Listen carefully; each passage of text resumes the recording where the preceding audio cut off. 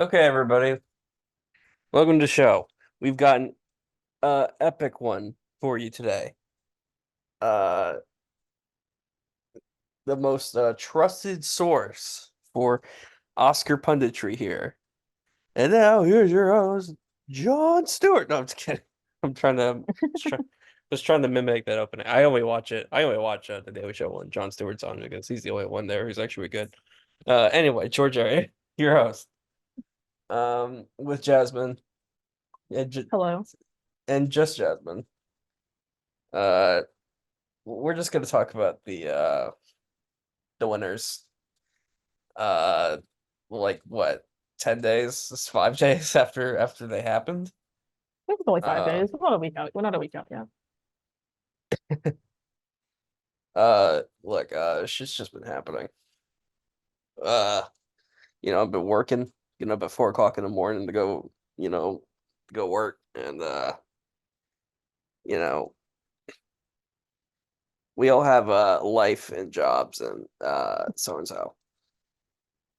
Uh, in any event, though, I mean, we can just talk about like general feelings about the show and go from there. So I don't know. What did you think of the actual broadcast? It was good. I thought it felt as long as last year, or as like previous years. I felt that it flowed really well, personally. Yeah, it I don't know if definitely like you flowed felt like well. that. I thought it went well for the most part. I think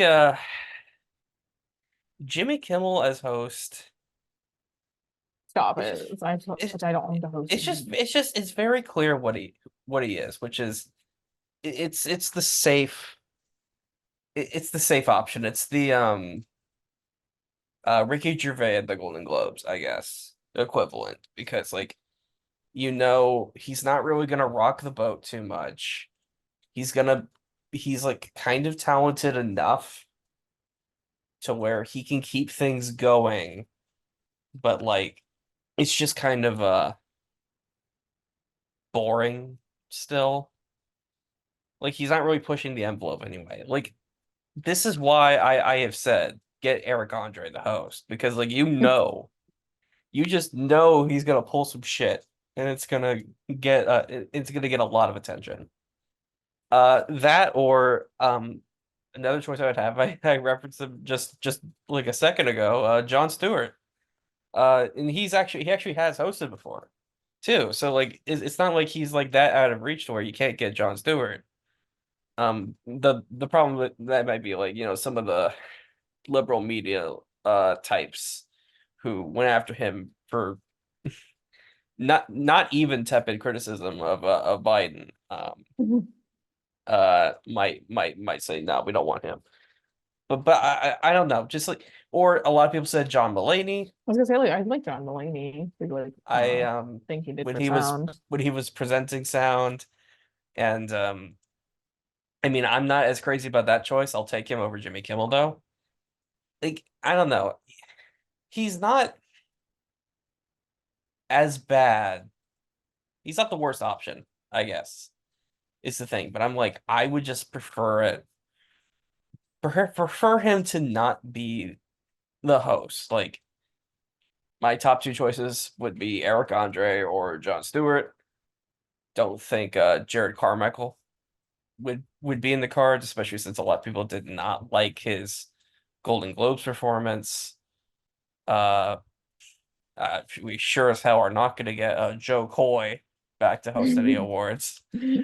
Uh, I don't know. Just get somebody who is charismatic enough to like host an award show and like get some attention going. Which is why, like, my number one choice is Eric Andre, and then my number two choice would be Jon Stewart probably. That's probably my pecking order. Uh I will tell you one bit that I found particularly cringe and a lot, and I think it seems like I might be alone on this because I heard some people talk about this. Like, yeah, this is funny. I did not think this was funny. The John Cena costume design bit. Oh, I I hated that. Not gonna lie. I was like, this is so freaking awkward. Because what it was is I didn't know this. Apparently, some 50 years ago, someone ran across the Oscars stage butt ass naked, It's so funny. and uh Jimmy Kimmel was like, "Yeah, this is the 50th anniversary of that." And John Cena like popped up from behind, like from backstage, and you could always see him from the head up, and then he kind of crab walked out into the stage with the card covering his schlong. It wasn't And actually. He was wearing shorts, I believe. what He oh was yeah, wearing like he was wearing yeah, shorts. I he wasn't actually naked. Like I like like I want to be clear, but like like he was holding the card over his crotch. I don't know. The crowd seemed into it. For some reason, uh Marcus Mumford seemed to be really into it. Like they cut to him and Carey Mulligan, and he was dying, laughing, having a great time. And I'm like, bro, why is this so funny to you? But I don't know. Maybe I'm biased because I really thought that was horrible. Like, I do not see what other people see in that segment. Uh, I didn't care for a lot of the kind of like jokes and gags. Just in like in general from the season. Like Kimmel's monologue mostly wasn't funny, but that's not a surprise. Though I did like his DGA yeah, joke. His DGA joke was really funny. and when he brought out all the technical workers on stage, that was good. I like That that. was good. I love him. He's Uh, like, oh, everyone like took so long to make a deal except DGA. You guys just like gave into whatever they wanted, apparently. Also, can we stop with the jokes about uh the movies being so long? Because Kimmel got up there and he made this joke like, "Oh, Killers of the Flower Moon was so long, I had my mail forwarded to the theater." I'm like, Oppenheimer is like 3 hours motherfucker, long. Oppenheimer is like 3 hours long. bro, your show is longer than the movies that win Best Picture. Shut the fuck up. He also made those like three Madam Web jokes, which got old after the first joke. There was a really awkward joke about Greta Gerwig not being nominated. It was very, very awkward. It felt Yeah, very, very awkward. that I knew that was coming. Yeah, that was very, There very was awkward to not like that. the part where he read something that Trump wrote on True Social. Oh yeah, that just also It's just like the Trump jokes get old after you've been it's making just them like after everyone's been making them for like six and they years. don't go after him for the right reasons. Like this like motherfucker, like I can go through so many of these, but bro is literally saying, "Yeah, let's suspend the Constitution." And he just read some post on True Social where Trump is like, "Yeah, these woke Hollywood elites at the Oscars giving awards to woke people," or something to that effect. I don't remember exactly what he said, but it's just like if you're gonna go after Trump, go after him for things that make sense.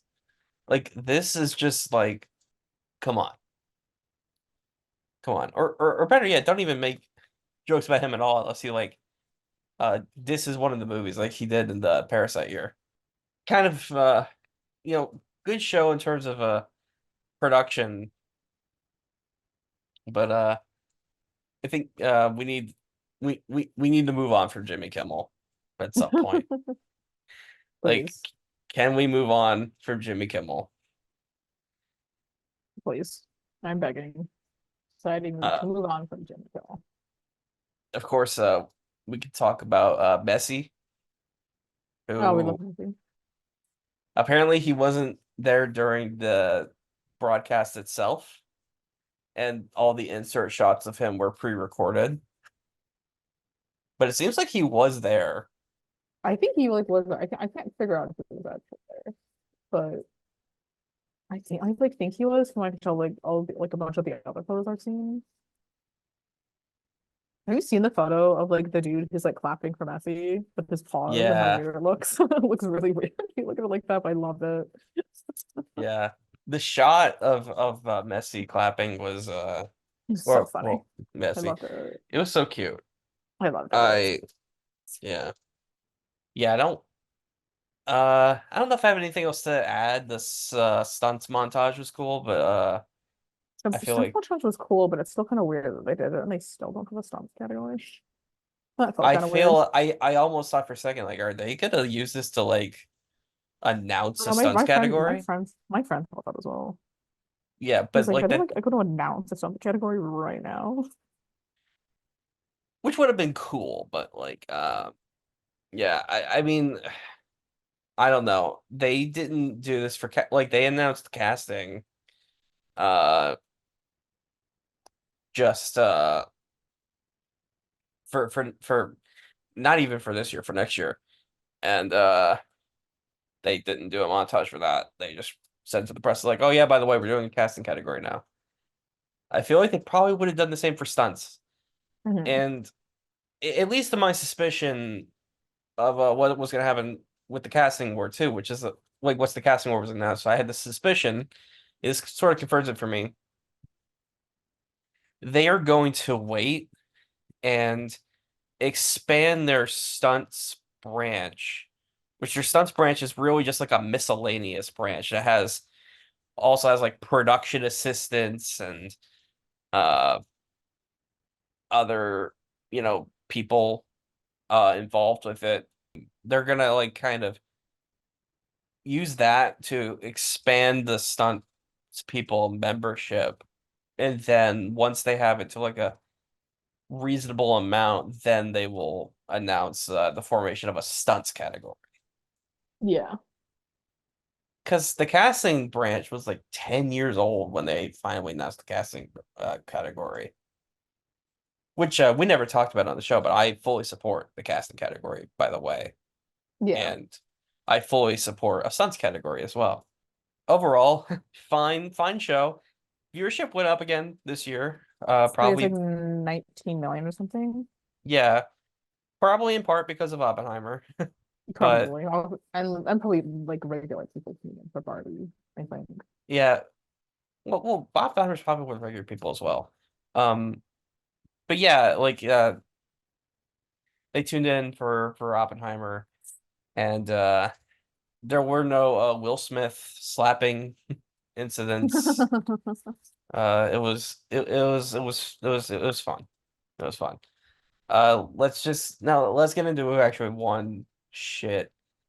So I believe first with supporting actress, you had Jamie Lee Curtis!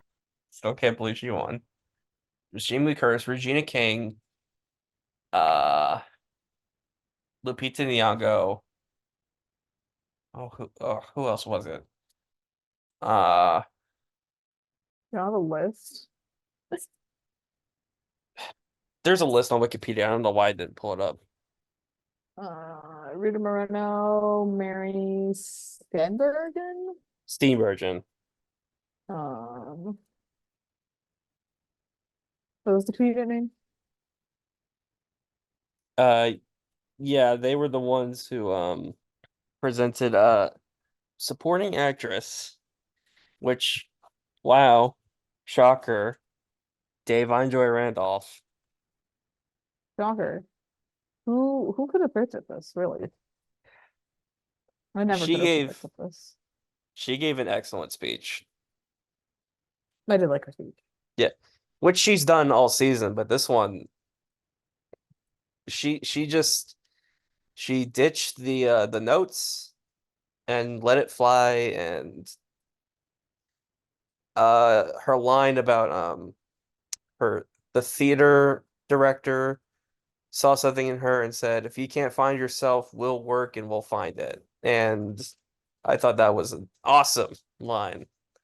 That was easily a top five speech of the night, I think.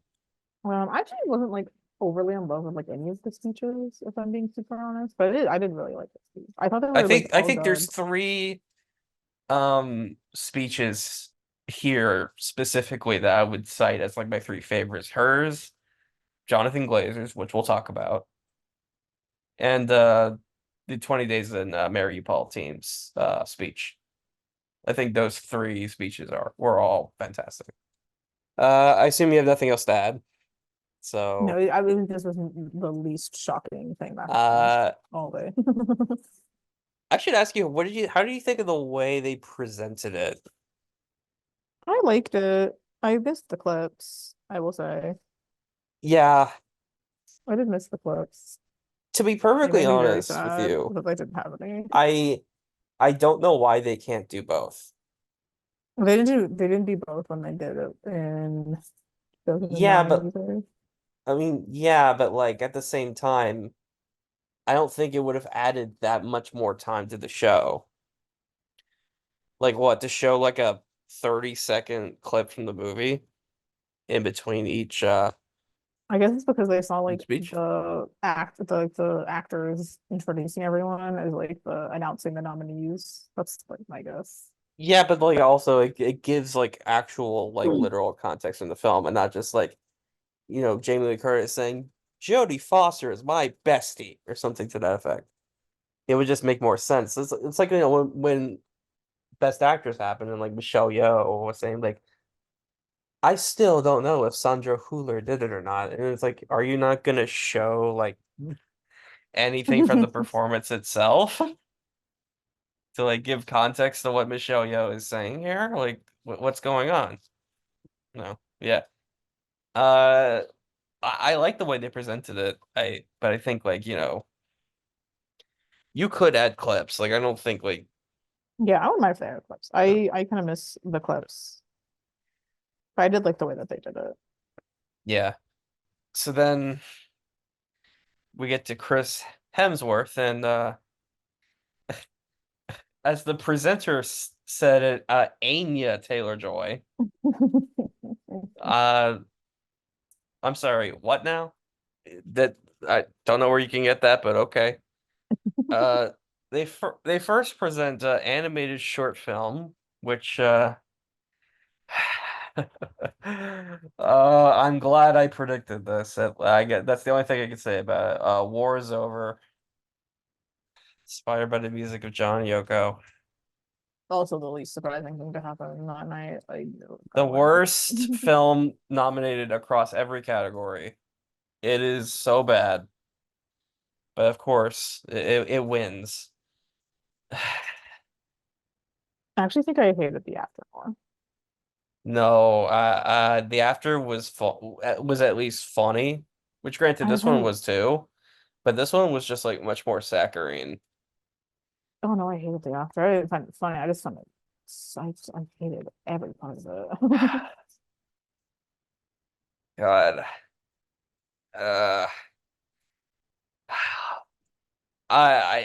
for as much as I shat on the boy, the mole, the fox, and the horse, I think I have to write the director of that movie an apology letter because that movie is like Citizen Kane compared to War is Over. Oh my God. Yeah, I would have liked literally anything else to win, but we all knew this was coming. It should have been 95 census. It should have Okay. been 95 cents I- too. If even if not for the quality of the movie, you're giving the director of Napoleon Dynamite an Oscar. And that that the director of Napoleon Dynamite would have been an Oscar winner if this happened would be really funny. It would be. Anyway. But then we get to the start of a lot of people's predictions, including myself, falling off a cliff. Best animated feature. The I Boy went and the six, Heron.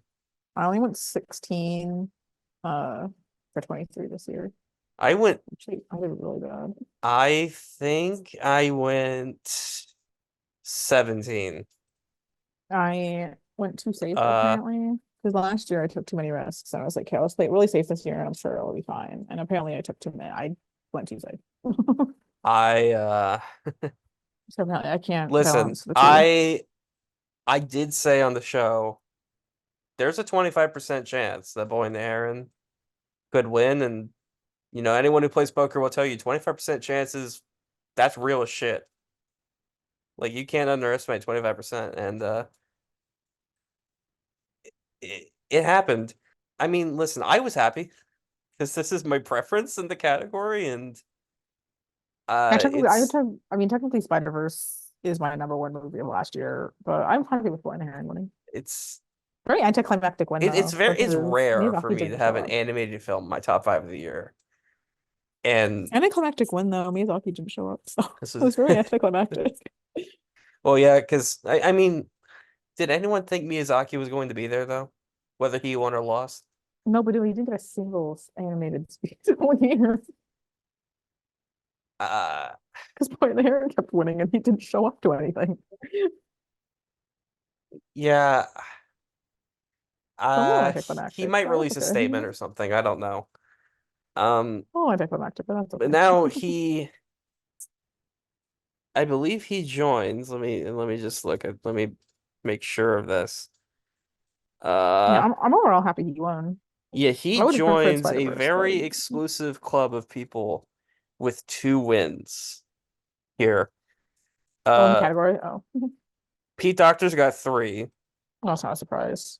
and then the other with 2, you get Brad Bird, Byron Howard, Jonas It's all the Rivera, it's all they did the Pixar Disney people. Clark Spencer, Andrew Stanton, Leon Critch. And now Miyazaki is on that level. He's which I guess it feels kind of weird that he wasn't in the first place because he's very much the Steven Spielberg of animation in a Mhm. way. But I think what this showed me is 2 things because the thing is this is the first PG-13 rated movie to ever win um this award. I thought Guillermo del Toro's Pinocchio was PG-13 last year. I was wrong. So I have to come out and, apologize for my auto morb. Um, but it's the first PG-13 movie to win in this category, or any Oscar for that matter.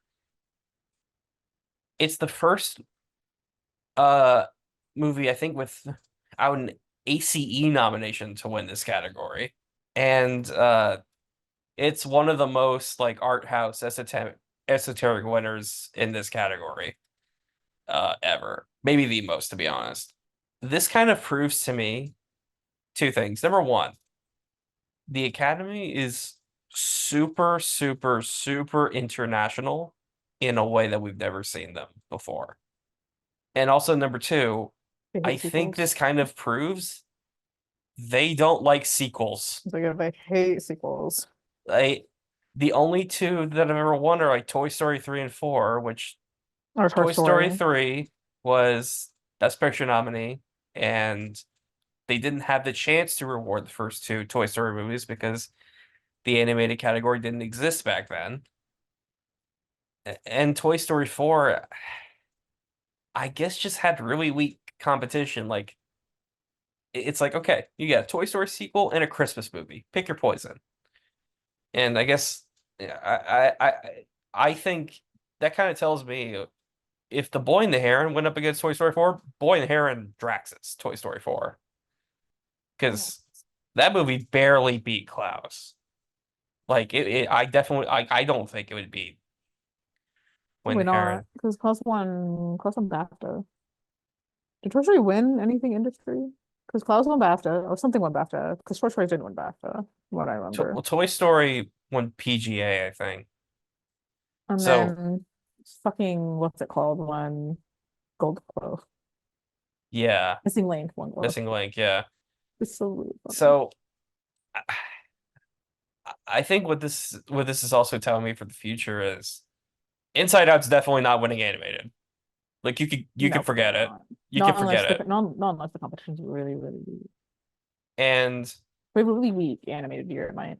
well, even I think it's going to be either the Lord of the Rings animated film I don't see the Lord of the Rings film winning. or Wild Robot. I think it's gonna be one of those 2. I don't see the Lord of the Rings animated movie winning yet. But also, what this is it's kind of indicating me is Beyond the Spider-Verse Oh, is number sucks. 1, definitely not getting a Best Picture nomination. Like uh, people who attempted to predict Across the Spider-Verse for this, like don't even attempt this. Not even unless Um, it's considered like the best animated film ever made or I whatever. even that I don't know. And I don't know also, why they're so allergic to sequels in this category. Like, Beyond, I don't know if Beyond will even win at this point. if this movie couldn't do it, which is like apparently being like better, which pretty much I everyone mean, it agreed being, was I better mean, than the it being, first film. it being a part one probably also doesn't help. Yeah, but It is technically a part one. And so I know people found the story incomplete because it's technically not a full movie. sure, but like, how many times have we seen this happen where a sequel is like maybe win competitive and it loses to a different film? This happened with How to Train Your Dragon 2, where that film in Lego Movie's absence was expected to win, and then they give it to fucking Big Hero 6. I'm gonna wait and see kind of what happens. I want to make I'm not predicting Beyond the Spider-Verse to win. I'll just say that right now. I'm not predicting it to win. I am gonna wait and see what happens. I don't And want I to make am any definitely rash not predicting assumptions I'm for def a ceremony like 5 years from now. It realistically. and I am definitely not predicting Inside Out 2. You can forget it. Either way, If very Beyond happy wins with this one. everything, like if it sweeps, then I'm like approaching it. But That's the only way at this point. like If if it it like sweeps, if it wins basically everything. Like otherwise, like I'm just gonna be like, no, no, forget it. Inside Out 2 is not winning. Again, I think the race will be Lord of the Rings and Wild Robot. I still don't see the Lord of the Rings movie winning. I don't know why. I don't know. We then got Melissa McCarthy and Octavia Spencer to present the screenplay categories. These are incredibly uneventful. Insanely uneventful. Honestly, what else did you expect? They Some started with spice in my life. original, um, which went to Anatomy of a Fall. Um, and I want to point out first, Jeff Snyder got both of these categories wrong. Both of them. He predicted the holdovers to take original, which Why? Doesn't want anything. look, I don't. I never really understood why people were predicting it either. I guess the only thing you could say is that like, well, we don't know what would have happened if Critics' Choice. I, that's some again. That's some Carrie Mulligan when it won BAFTA. She were nominated shit. Anatomy, everywhere it was nominated, it won, and clearly they like that movie a lot. And also, again, that happens. It's a split race that went to the movie with the director nomination. And they got to go up there while the PIMP played over the I did like that. I thought that was really funny.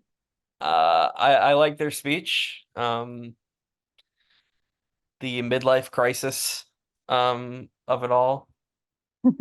And I believe they are the third married couple to win this category. Are they really? I believe so. One of the tips is I was gonna say one of the tips if you want to win this category is uh work with your spouse. It's one of an original screenplay. There's something in here. Let's see. Muriel Box was the first woman to win this category. She shared the award with her husband, Sydney Box, for The Seventh Veil. They are also the first of well, there's only lists two. But the others like Earl and Pamela Wallace for the movie Witness, Oh, which is a Harrison Ford movie. Uh, then this is the third, so that's cool. That's cool though. yeah. And obviously the first of two to win on this night specifically. But anyway, then adapted screenplay happened, and that even less shockingly, American Fiction.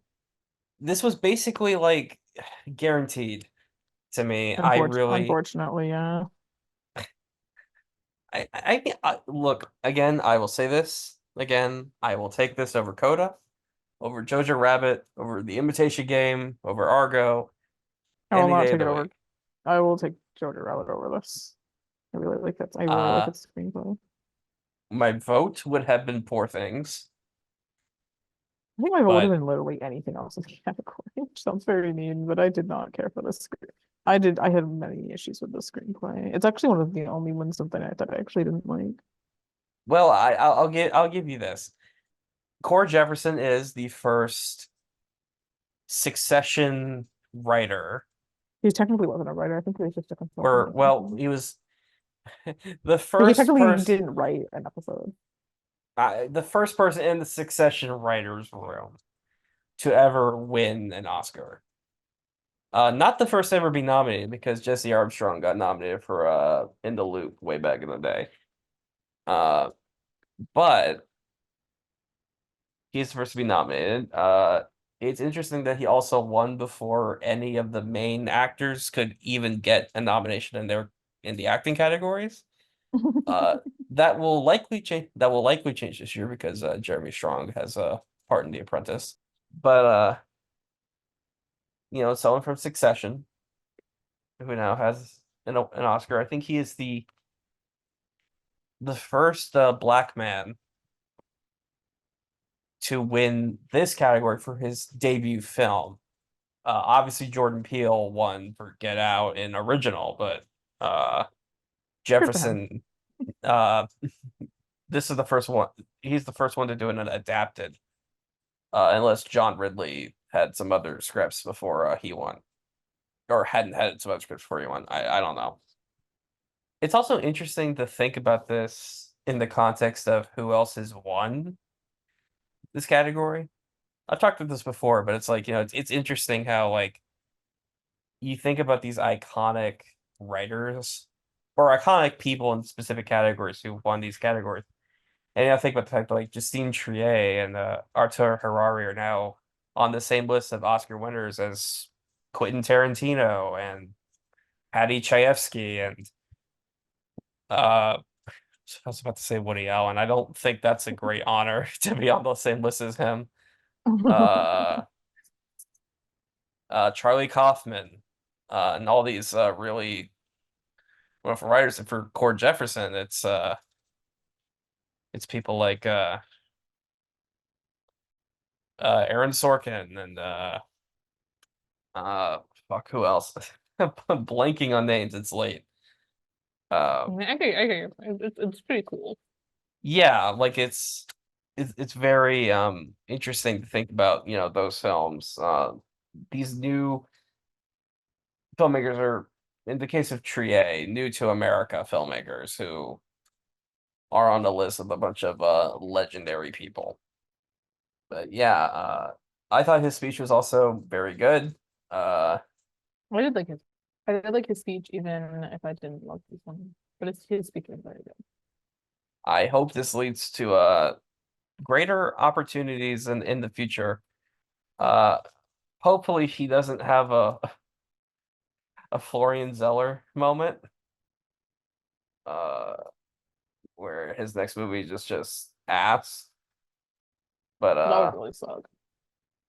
well, I will say, he did work on Watchmen, not the Zack Snyder film, the HBO show with Regina King, which is fantastic, and he even won an Emmy for it.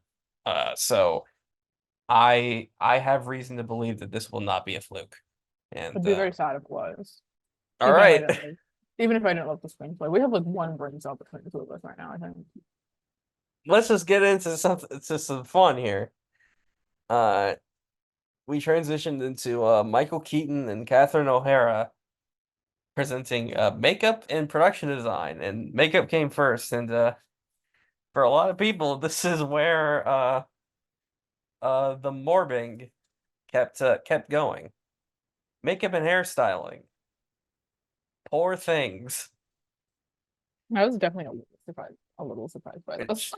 I I was very surprised by this actually. But not super surprised because I think every thing that like quote unquote surprised won something somewhere with the exception of obviously one later. But I mean, nothing was a super like this one was a massive surprise, I think, because I mean it did win BAFTA. Not a surprise. yeah, but like everyone was like, Maestro won at the guild.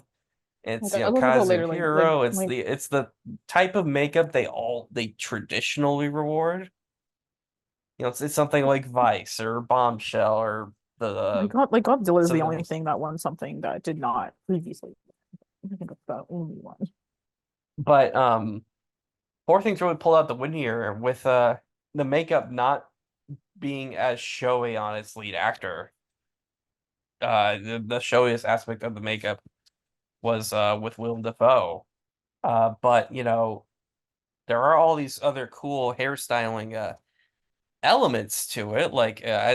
I mentioned, there's Emma Stone's hair, her eyebrows, there's Mark Ruffalo's mustache, and all these really intricate details to the actual work that you normally would not see from in a makeup winner because they're typically really lazy in that they they vote for the movie where it's like, oh, this actor's so unrecognizable, so that's obviously the best makeup of the year, even when they're not really that unrecognizable. And some of the other nominees in the Mm. category probably have more innovative, interesting, um, different work, like Poor And Things. I mean, maybe it wasn't transformative enough. Maestro? I don't buy that. I don't buy that Maestro wasn't transformative enough because, I think honestly, I think a lot of people just didn't clearly just didn't care about it. I think that's well, just that's the other point too. they just really didn't care about Like, and this is going to be a common theme. They love the Poor Things. it. Like I think almost every anonymous ballot that I read that had comments, almost every single one of them. If I had to like a ranking, Maestro was towards the bottom. Yeah, which is weird that it got in. Like that had It to is very weird that it got in I considering. if I were a betting man, I would say that in the final ranking, like for winners, I think Maestro would have come out 10th. Uh, I know a Not lot of people would Pathfinder. say, Not Pathfinder. well, consider this. Which movie do you think more people would put at number one? Maestro or Past Lives? Oh, fair enough, yeah. That's my reasoning behind it. And nomination package doesn't matter either because Coda won Fair Best enough. Okay, Picture fair enough. with 3 nominations. Fair enough. Package does not matter. I don't know. I have to believe Maestro was 10th, and them just loving Poor Things and not loving Maestro really pushed over the top. It's possible that like all Maestro needed was like 5 more votes and then it could have won, but I don't know. Either way, I think it has produced possibly the coolest win in this category ever. I think I this did is like the win. It was a really cool. this is when everyone knew that Poor Things was going to take this next category and probably the one after this. Best production design, which has predicted Poor Things. This is when I started realizing that Barbara was probably losing. Um, costume design. I mean, oh my God. I was like, shit. The number of people who started saying, I think Barbie might take both, and then Poor Things might become the biggest Oscar loser of all time. No, it's still Tales of the Fawn. Still Martin Uh, Scorsese specifically. and now like once makeup happened, we were like, okay, well it's definitely winning production design now. It reminded me of when Bohemian Rhapsody won sound editing. Not to compare these two movies in any way. Poor Things is obviously vastly, vastly, vastly, vastly better than Bohemian Rhapsody. But Bohemian Rhapsody won sound editing, and I was like, well, it's taking mixing now. And probably editing, which of course it did. And we kind of had a suspicion when costume design came up Was like, that yeah, Poor Things is gonna win that too. yeah, like like Poor Things one makeup. I was like, oh. Um, I was like, oh. Barbie's just gonna only win song. which we all thought was a possibility. It was a possibility. So many of the things that actually won were ones that I almost went with, but opted not to go with, and I'm like kicking myself for it. I'm kicking myself for not doing Poor Things, and I'm gonna tell you why. So am I. I almost did it and like made I up. I almost had did a it in feeling costumes. that the fact that production design and costumes had the exact same nominations meant a lot that not a lot of people were talking about. And I was like, one movie is going to win both. Now I ultimately hedged my bets in the end where I did Barbie and costumes and Poor Things to production design. But something was telling me in the lead up, Poor Things might just take both. There was also something telling me that Barbie might just take both. At the I end of never the expected day, Barbie. I don't kind of really get the people that predicted Barbie in both, personally. I don't think Barbie was ever like a contender to win like production design, considering it like literally lost against it at ABG. I mean, look, here's another thing too, because for almost all year until ADG, basically, I was like, I think Barbie will be Black Panther and Poor Things will be the favorite. I think that's the way things things might just go. There's some clear differences here. Obviously, the fact that Poor Things, not Poor Things, Barbie, Black Panther the favorite. We're in separate categories at ADG. Mhm. Like Barbie and Poor Things were at Costume Designers Guild, but not at Art Directors Guild. They were in the same category, Art Directors Guild. Poor Things won, which that was the first, that was the sign that really let it sink in. Like, oh, Barbie lost all momentum. Um, that was the big thing. But then also at BAFTA, because it's true, Black Panther did not win BAFTA because it wasn't nominated for BAFTA. So it didn't lose there either. And it's, just like Anatomy of a Fallen screenplay. Everywhere where Black Panther was nominated in both costumes and production design, it won. And so, like, it was easier for that to win. Barbie was nominated at both production design and costume design at BAFTA and just fucking lost. So that definitely really meant something.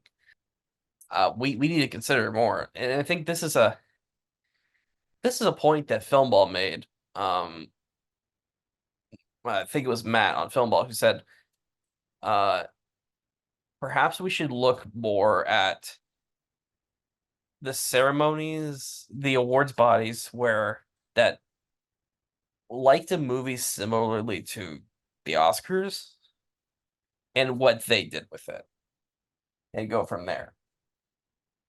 Because BAFTA gave Barbie a similar nomination haul to the Oscars, and it won nothing there because song doesn't exist there. Meanwhile, Critics' Choice, which had a Barbie fest basically, 18 nominations. Well, of course they were gonna give it. Did it win like 6 awards at Critics' Choice? I can't remember. It won a lot. And so, you go to the Oscars who gave it 10 less nominations. And they're like, yeah, song only. And that was it. Meanwhile, at BAFTA, Poor Things is a lot more embraced, or rather similarly embraced, I should say. And it wins in every award that it wins at BAFTA, except for visual effects, it repeats at the Oscars. So at the end of the day, the precursors that embrace a movie similarly to the Oscars it should be your biggest indicator. Because it happened last year too. All Quiet was much more embraced at BAFTA, and it won 7 awards there. Though it Everything should be, Everywhere. though it should be stated that the BAFTA was not as accurate as it was last year, considering BAFTA got Well, literally every single category. this is the point. This is the point I'm making. Like All Quiet was much more embraced over there. and Everything Everywhere, while it had a similar amount of nominations, they clearly did not embrace it quite as much. Whereas, Critics' Choice and SAG adored the movie and gave it a lot of awards. They their recognition for it was similar to the Oscars, and that's what happened. That's why SAG was more accurate last year than the BAFTA. And the guilds, it happens with the guilds as well. That's always been a confusing one. Really, this is in the like I think that's what we should look at is like which awards bodies give a similar set of nominations to certain films and a similar set of wins, and you go from there. That being said, Poor Things winning all three makes sense. I think it's the first film to win all three of the design categories since Mad Max Fury Road. And I think Poor Things believe winning over Barbie. I think Poor Things winning over Barbie makes sense. I think it's seen as having, I guess, showier costumes than like Barbie does, and obviously very, very, very showy production design. But I'm kind of like not yeah. super shocked because like Barbie has a lot of costumes, but they're not like super showy. Also mentioned this. Not only does Poor Things in costume design break a 4-year streak, ironically, since Jacqueline Duran for Little Women, of repeat winners winning this category. Not only does it break that, its costume designer, Holly Waddington, is the first person to win this category on their first nomination since Mark Bridges for The Artist. Damn. Yeah.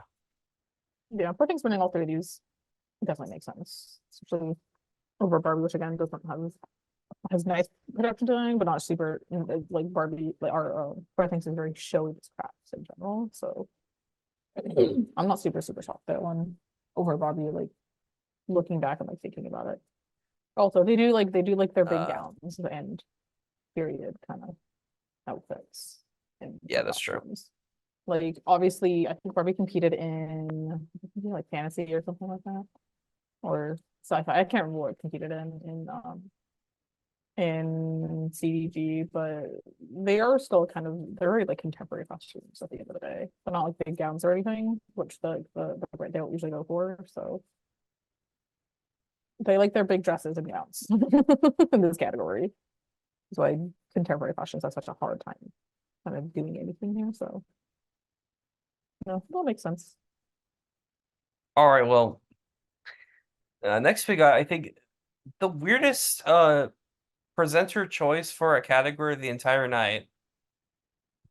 Bad Bunny and The Rock That was really funny. presenting Best International Feature. Um, who decided to do this? First of all, why is Bad Bunny here? He's not he's not an actor. But second, well, I guess he is an actor, but he's not known for his acting. But second, why is The Rock presenting this category of all categories? That It doesn't make sense to me. But anyway, I wish I knew. it obviously, of course, went to Io Capitano. No, I'm just kidding. Went to The Zone of Interest. Went to Anatomy of a Fall and a write vote. Uh, I'm sure a question about this will come up later. Considering a different category, I'm sure you know what I'm talking about. I still think Anatomy would. I still think Anatomy would have won. Glazer gets up there with his producers, and he makes a speech that is some people took it very controversially and were extremely outraged about it. And I know his wording confused a lot. His wording confused a lot of people as well. I'd have to listen to the speech again, but I know his wording confused so a lot of what people. he said, I can't actually. and I'll give you the exact quote.